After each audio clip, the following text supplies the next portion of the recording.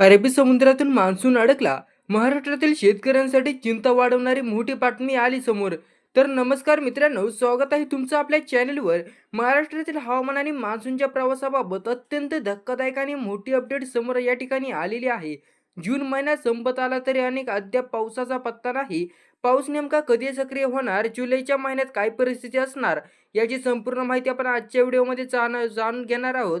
Video सुरू करण्यापूर्वी जर तुम्ही चॅनलवर पहिल्यांदाच नवीन असाल तर अजून चॅनलला सबस्क्राईब केलं नसेल तर खाली लाल बटनावर क्लिक करून आपल्या चॅनलला सबस्क्राईब करा, जेणेकरून हवामानाच्या अशाच महत्त्वाच्या बातम्या तुमच्याकडून अधिक मिस होणार नाहीत. तर महाराष्ट्रात यंदा मान्सूनचं आगमन वेळेत झालं खरं, पण सुरुवातीलाच तड कोकणात धडकल्यानंतरनं पावसाची गती कमालीची मंदावली. 20 जून उजेडला तरी मुंबई, ठाणे आणि 20 जून 20 जून आलेला आहे तरी देखील उर्वरित महाराष्ट्रात म्हणावा तसा पाऊस झालेला नाही. अरबी समुद्रात मान्सून पुढे सरकण्यासाठी आवश्यक असणारे पोषक वातावरण तयार होत नसल्याने पाऊस एकाच जागेवर ठप्प झालाय. उत्तरेकडून येणाऱ्या उष्ण आणि कोरड्या वाऱ्यांमुळे मान्सूनच्या ढगांना पुढे जाण्यास अडथळा निर्माण होत आहे.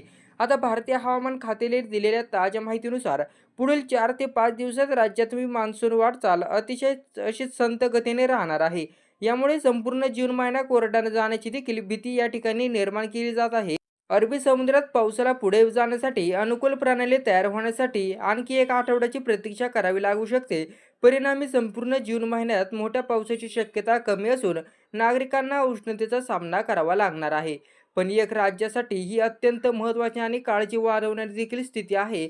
अरबी समुद्रातील सध्याची गंभीर स्थिती पाहता संपूर्ण महाराष्ट्रात मान्सून पूर्ण ताकदीने सक्रिय होण्याची थेट 1 जुलै उजडण्याची दाट शक्यता आहे. जुलै महिन्याच्या पहिल्या आठवड्यापासूनच राज्यात सर्वदूर मुसळधार ते अतिमुसळधार पावसाची शक्यता वर्तवण्यात आली. 1 जुलैनंतर राज्यातील अनेक जिल्ह्यांमध्ये धो-धो पाऊस कोसळेल आणि रखडलेला मान्सून पुन्हा जोमाने पुढे सरकेल, असा देखील अंदाज हवामान खात्याने वर्तवण्यात आलाय. पाऊस लांबल्यामुळे महाराष्ट्रातील अनेक जिल्ह्यांमध्ये उष्णतेचा पारा देखील प्रचंड वाढलाय. हवामान खात्याने मुंबई, ठाणे, पालघर, रत्नागिरी किनारपट्टी भागात उष्णता आणि दमट हवामानाचा येलो अलर्ट दिलाय. सोबतच विदर्भ, मराठवाडा, धुळे या उत्तर महाराष्ट्रातील जिल्ह्यांमध्ये केवळ स्थानिक वातावरणामुळे वादळी वाऱ्यासह हलक्या सरी पावसाच्या पडू शकतात, असा अंदाज वर्तवण्यात आलाय. तर थोडक्यात सांगायचं तर आपल्याला पावसासाठी आणखी 8 ते 10 दिवसाची वाट पाहावी लागणार आहे.